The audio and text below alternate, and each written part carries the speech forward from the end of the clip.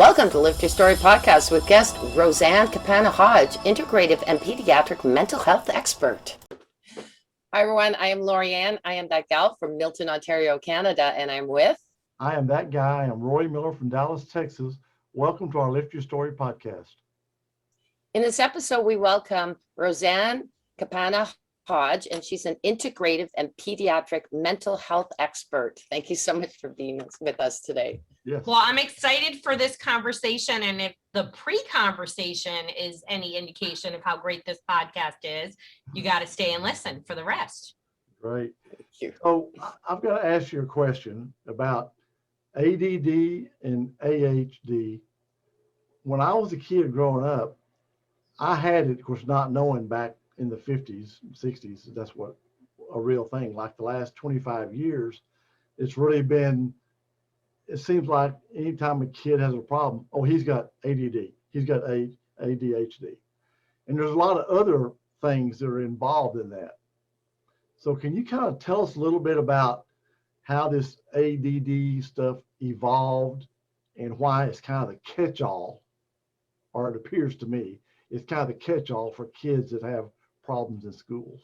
Yeah, and we've expanded it so much more beyond kids. I mean, you hear adults saying, I think I have, problems with focus, ADD, ADHD. So first of all, ADHD and ADD are acronyms, right, for attention deficit hyperactivity disorder. They're sort of used interchangeably, even though ADD we tend to think of it as more of the unfocused person, distracted person, not an impulsive person. And so though, just to get that out of the way, because people get confused, right? And so what's going on? Right? Why is there such an uptick? We know there's a dramatic increase in diagnosis of ADHD, as well as a dramatic uptick, particularly during the pandemic, of subscriptions for, psychostimulants, which are ADD medications. So there are two issues going on. One, there is a rise in more organic ADHD, and we can talk about that.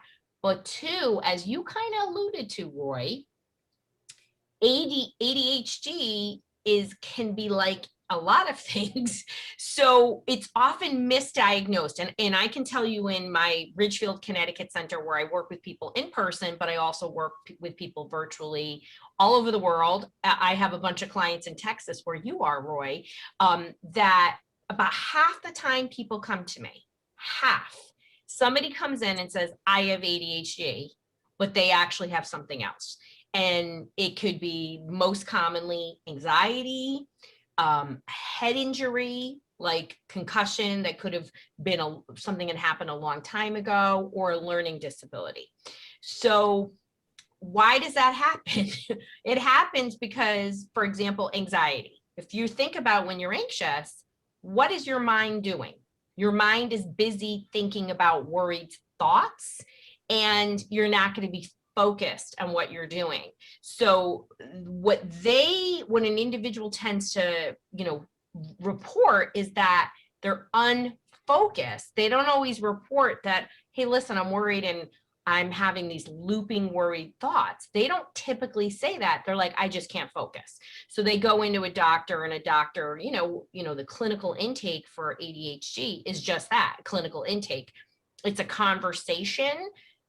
Is it better to have some what we call behavioral rating scales? Yeah. Is it even better to do something that I do called the QEEG brain map, which really gives you a visual representation of exactly how the brain is functioning, and not only in the regions, but in our what we call neural connections? Absolutely. It's a difference between 89% accurate in terms of diagnosis versus just rating scales. An interview is 45 to 54% accurate. So lots of muddied things going on, but really the answer is we have a lot of other clinical conditions that impact how we pay attention, that impacts our focus. And that's what people are reporting is distractibility, focus, low motivation, impulsivity. And then we do have an increase in what we call neurodevelopmental disorders, which ADHD is considered that. It is in the rise in children organically due to a lot of things that we can dive into. So hopefully that makes sense. Well, my youngest son, when he was in school, in early grade school, he was having trouble. He just wasn't, we just didn't feel like he was where he should be. You know, like he didn't know how many was in a dozen. He didn't know what a quarter was. And so my wife went to school and wanted him tested. And they go, oh, we'll put him with Mrs. Jones next year. He'll be fine. Well, he wasn't fine. And so my wife went back and said, we think we need to be tested. And that, well, so finally a couple of teachers she knew said, go back to the principal and tell her either she tested him or you're going to call the State Board of Education. Once they said that, they said, oh yeah, we'll schedule his testing. Anyway, to make a long story short, he tested, they do a thing is called a frustration level. They keep giving these things till he gets to his frustration. Well, he was in third grade. He was doing stuff up in junior high level. So we took him to a private counselor. She tested him. And when we went back to get the results, I'll never forget this. We walked into her office. We sat down, me and Stephen. And so the lady asked me, she said, did you have trouble in school when you were growing up? And I go, well, yeah. And she said, you have ADD, don't you? I said, well, I don't know, do I? She goes, yeah. I said, well, how do you know? She says, when you sat down, you started looking at this, you're all over the place. And she said, that's how I can tell. But anyway, so, and she said Stephen was very intelligent. And I said, well, to me, I know a guy's kid's got ADD. He's bouncing off the walls. And I said, Stephen's not like that. She goes, no, but he's bounced off the walls up here. Right. And, when I listened to you tell Stephen's story, what actually jumped out at me is that he was having trouble learning. He wasn't having trouble paying attention. And I'd even question if he has a learning disability. And so, one of the biggest fallacies is that people with ADD or learning issues aren't smart. That in your cognitive abilities that's your intelligence. Your intelligence is only one facet of what you need to actually perform in school or your job. So attention is a separate characteristic or function of our brain. And you need good attention to do well, not just in academics, but at work, in relationships with people. There's a lot of things we need. And in fact, kids with ADHD and learning disabilities, specifically dyslexia, tend to have a much higher IQ than a typical kid, which is always really fascinating. And so people with ADD and learning disabilities they're often leaders in the world. They're creative thinkers. And as sitting down and doing standard work and really, they're not in the box kind of thinkers. They're out of the box thinkers. And we don't always celebrate their strengths. And it's really hard in today's society where you could have, when we were younger in school, the demands were different. We had to show what we knew. Now we have to show how we know it. And our really bright kids hate that. It's like when they ask you to do a proof on a math problem, we're like, I solved it. Why do I have to show you how I solved it? And so the process is often harder for anybody with ADHD. They just want to do it and move on. Well, it's interesting because the counselor told us, she said, he's very analytical. He'd make a great CPA engineer or something like that. And she said, but what he needs to go to his room, quiet, no distractions, pencils right here. If he has to go look for something, he's gone, And she says he's got to be very regimented and all that. Well, fast forward, he's a computer programmer now. Right. He found his calling. And so, it's like, I was like, he ain't going to be a CPA. I didn't want to say it, but I'm glad he found something else. This level, a CPA has to have the end result in mind, right? We're programming, you're in it. And so the stimulation you get because you're having to change sort of on the fly in a way, you do have an end result in mind, but it's different where a CPA has a level of monotony and they have to finish and have an end product, which isn't always easy for somebody with ADHD unless they're really into that thing.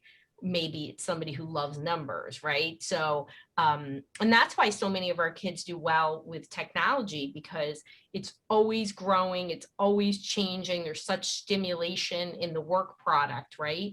And technology is so much more than programming. There's so many cool things to do today.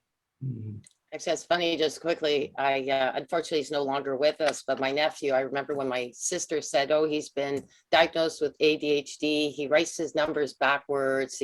He's a slow learner like I was, and yet my sister's done very well for herself, but she was tagged that. And I thought, don't tag your son that, because you know how much it affected you.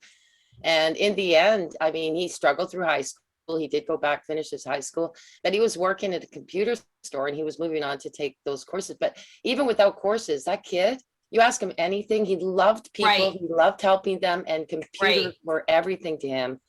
And I just sat there and I'm thinking, you know what, for anything that anyone said about him, he was the brightest kid I've ever met. Right, because the talent just is totally different. And even when I Yeah. hear your nephew's story, do kids with focus problems sometimes have trouble learning? Yes. But when you have early learning problems, you're going to 9 times out of 10 have a learning disability. And the treatment and what you use, the process of support is so different. And, we've come so far. I recently had a dad say to me, like, I don't want my kid labeled, and I was like, wait a second. He already knows he has a hard time. Okay.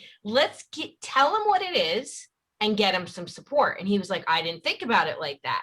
And I'm like, yes. And it's so different from when we grew up, right? We think of people. He brought this up. He was like, I hate to say this, but like, I think of cognitively disabled people. And I was like, well, your son is not cognitively disabled. He's going to get different kinds of support, more about study skills and what we call executive functioning, which is, we think of kids with learning disabilities get misdiagnosed as ADHD because they have a problem in their brain in an area that's responsible for something called executive functioning. And executive functioning is everything to do with future planning, thinking about what you have to do, organizing yourself.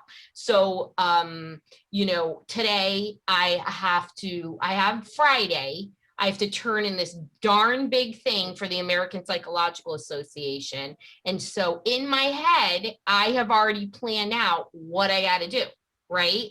I have amazing executive functioning, where somebody who doesn't have amazing executive functioning, they might miss a deadline. They might not be able to do the little pieces to get to the big part unless they've learned to adapt by putting in those organizational supports. And that's when kids get support at school. When it's a great program, they get taught those skills that transfer into life. So I'd like to talk to you about PANS. Yeah. We know some people that their daughter was having all kinds of issues. I mean, they went to doctor after doctor after doctor after doctor. Go see this guy, go see that one, And they finally got to someone who said, she has PANS. Yeah. And which was good because they finally found out what was wrong with her. Yeah. The bad part of it was the insurance said, well, we can't pay for treatment because this isn't really, a real thing. Basically, I mean, that's not the term, but they basically said, Yeah. okay, she's got this, but it's not really a medical condition. And we can't pay for the treatment. So what exactly is PANS? Yeah. Well, thanks for bringing it up. And I'm sorry that your friend had that experience. That is a common experience when people have PANS or PANDAS. So PANS, PANDAS, autoimmune encephalopathy. They are 3 different disorders that produce the same symptoms. PANS and PANDAS are a little different. We'll explain what it is. But PANS is pediatric acute onset neuropsychiatric syndrome. So with all 3 of these disorders, you have an infectious disease or toxic trigger. Toxic could be mold, it could be other things, but mold is the most common. And the body, it creates a misdirected immune response in the body. The body starts attacking itself and it produces inflammation. And the predominant symptoms with PANS and PANDAS and autoimmune are neuropsychiatric, neurocognitive problems. And just so people can understand the context of these diseases, and PANS PANDAS is a sudden onset or a deep acceleration, a big worsening of something that's already there. And autoimmune encephalopathy is a slower decline or onset of a difficulty. It's like a waxing and waning. It's much slower, but they're all the same in what it produces in terms of the behaviors. So it used to be, the P stands for pediatric. It used to be that it could be only, it had to be the onset, had to be on before age 18. We now know this isn't the case. So the sad reality is we have a disorder, a mental health condition, behavioral, issues, OCD, rage, separation anxiety, frequent urination, motor and vocal tics. These are some of the most common things you see in these three disorders. The sad reality is that for some reason, we don't want to acknowledge that a medical problem, particularly tick-borne illness, COVID, mycoplasma pneumonia, and strep, can lead to making you essentially be full on what I like to call, we're not going to use potty words, but fully crazy. I mean, that's what people will tell you. Like my families that I work with are like, I didn't know if this kid I didn't know if I should call a priest or an ambulance, because it was like they had a demonic possession. And so we know with people with tick-borne illness, and I've been working with people with tick-borne illness for 25 years, almost 25 years, that the average person for a simple Lyme disease diagnosis or others, hundreds of tick-borne illness, that they see 5 to 7 doctors on average before they're diagnosed, right? We have a very broken system. We often talk about a mental health mind-body connection, but they're full of beans.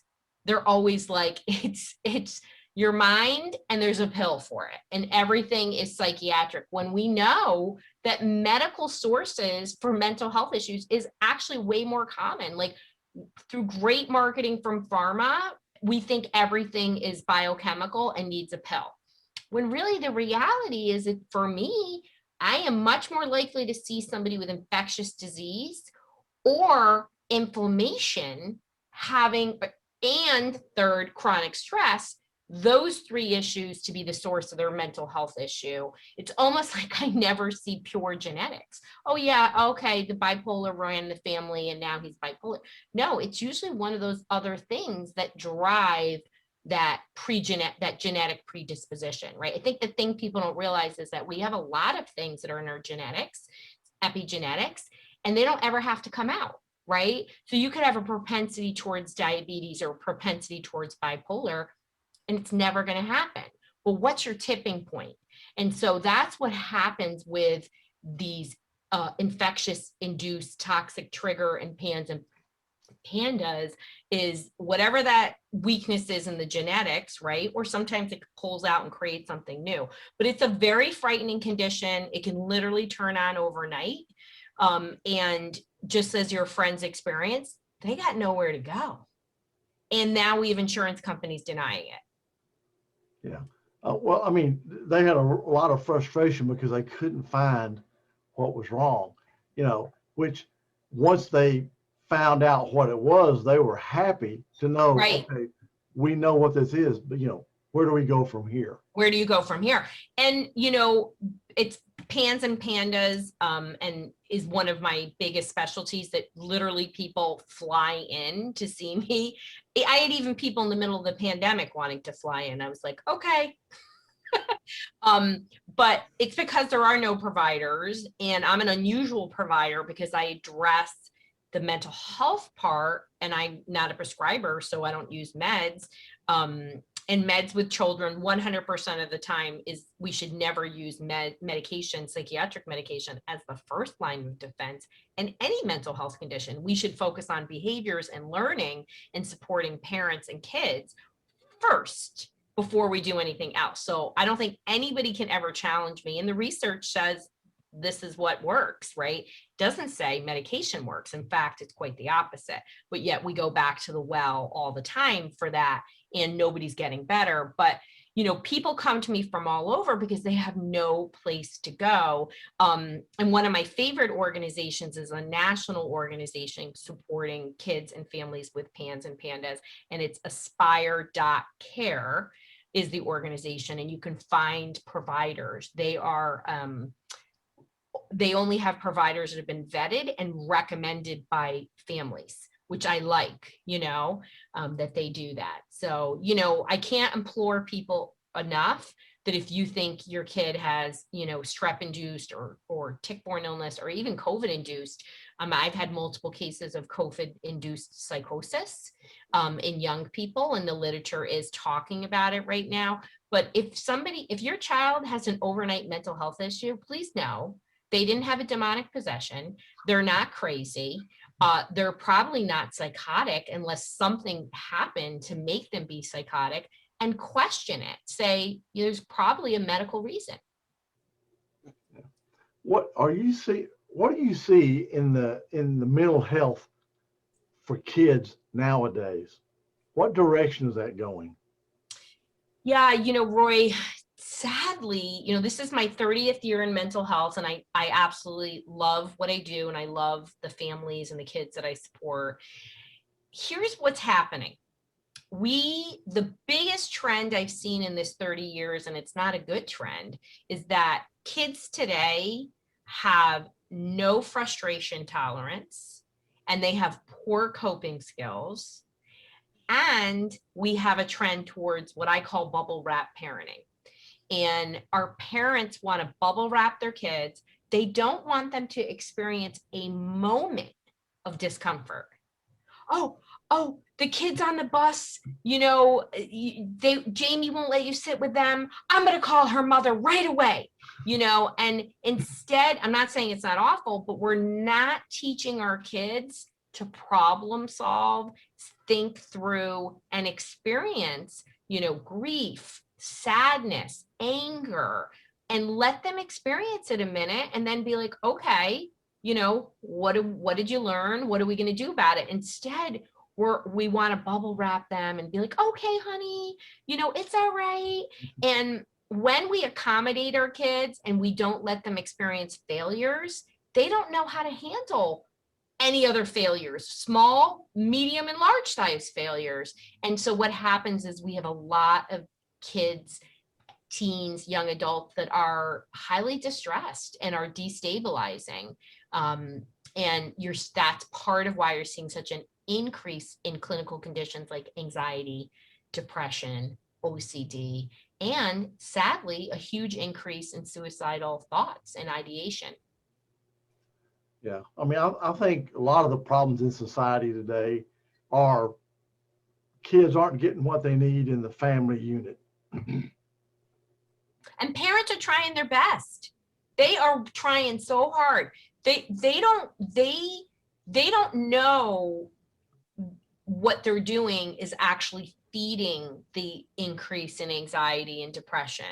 And until they get to a pain point, right? Unfortunately, a lot of people come to me because, I'm this person who's known for when nothing works, go to Dr. Roseann, right? I wish people came to me way earlier so we could avoid all this pain, and if you think about what your friend experienced with their child and they were actively seeking help, we're not getting the message to parents about what they can do. Right? So I'm great at telling you what the actual problem is. I'm also even better at telling you how to fix it. And it means shifting what you're doing, right? So you're not working so hard and feeling like you're spinning your wheels and your kid is still distressed, your family is still distressed.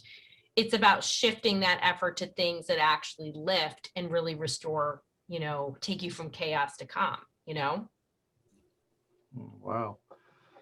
I've been so looking forward to this for such a long time, and you were great because you hit on all the things that I was really wanting some confirmation about.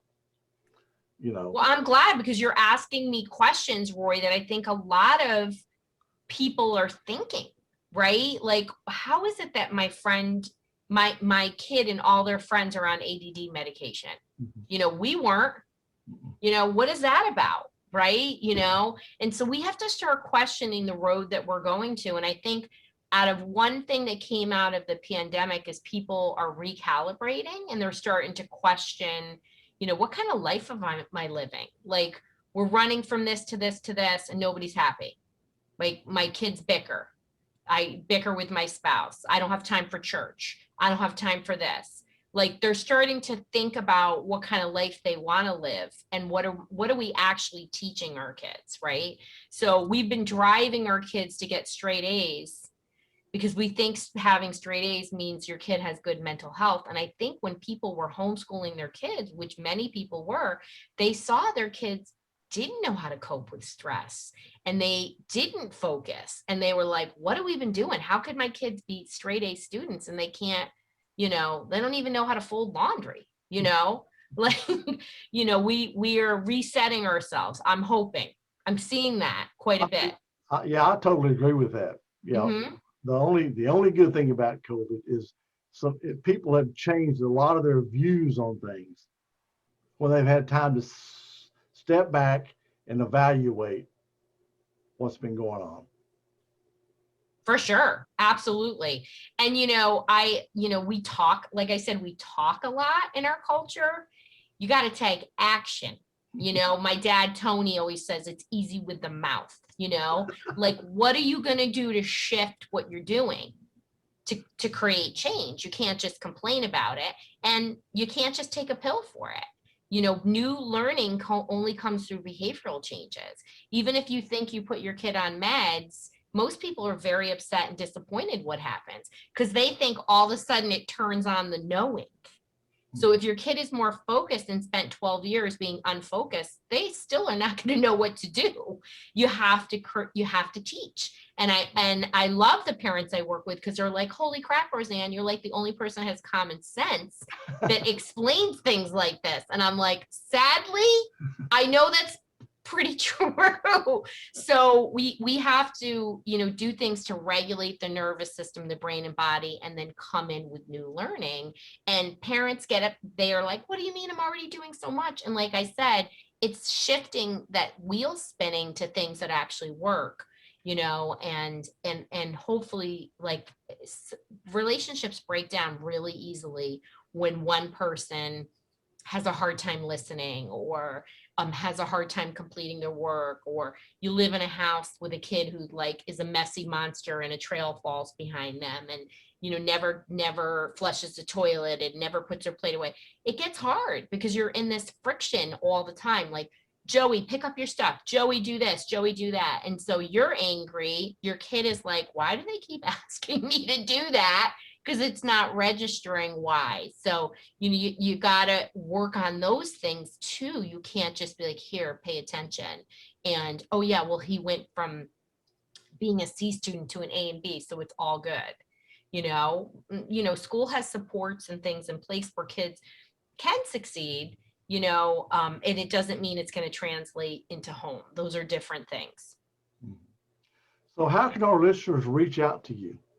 Yeah, well, I'm Dr. Roseann everywhere. So DrRoseann.com, TikTok, YouTube, Instagram. And if you want to get my new book, It's Going to Be Okay, which is about solutions for struggling kids, science-backed solutions for struggling kids, you can go to itsgonnabeokay.com or my website, drroseann.com. Are your books available on Amazon as well? They're on Amazon. I have 3 books on Amazon.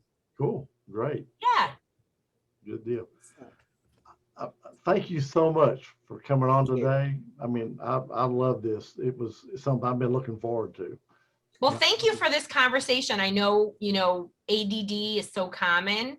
This is going to help a lot of people. And, you know, for those of you that are listening, and if you love and care about somebody that is struggling in school or has a kid that's struggling, share this podcast with them. Perfect. Thank you so much for being here with us. Yeah. Thanks, Lorianne. Okay. Bye. Bye. Thank you for listening to this episode. Be sure to visit us at lifterstory.com.